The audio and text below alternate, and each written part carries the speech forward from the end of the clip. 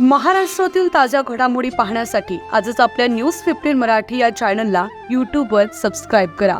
तसेच इंस्टाग्राम आणि ट्विटरवर फॉलो करायला विसरू नका.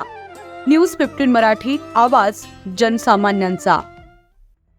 पाऊनगाव सरपंचावरचा आरोप फोल ठरला, विरोधकांचा डाव उलथून पाडला. भंडाराच्या लाखांदूर तालुक्यातील पाऊनगाव ग्रामपंचायतचे सरपंच संदीप कोरे यांच्यावर सदस्यांनी डावलून परस्पर वृक्षतोड विक्री केल्याचा आरोप काही नागरिकांनी केला होता.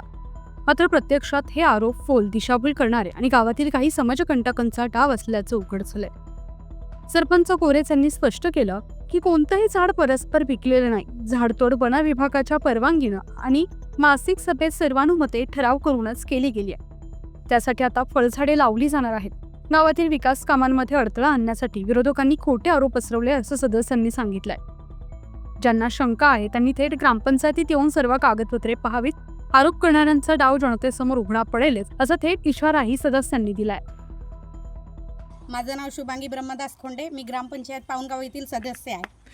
तर नागरिकांमध्ये अशी चर्चा आहे आणि आरोपही असे आहेत की स्मशानभूमी जी आहे तुमच्या गावची त्या ठिकाणी बेकायदेशीर अवैधरित्या वृक्षतोड केलेली आहे आणि ते वृक्षतोड थेट सरपंचांनी केली आहे. काय सांगाल त्या संदर्भात?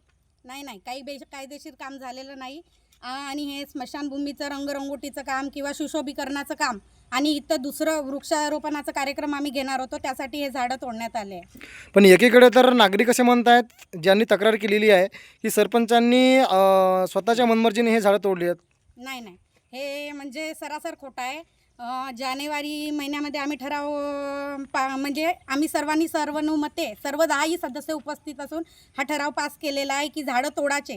कारण इथं जोपर्यंत जुने झाड जाणार नाही तोपर्यंत नवीन वृक्षाची लागवड होणार नाही.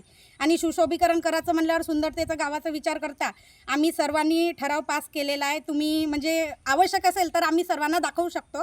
हे सर्व अफवा खोटा आहे.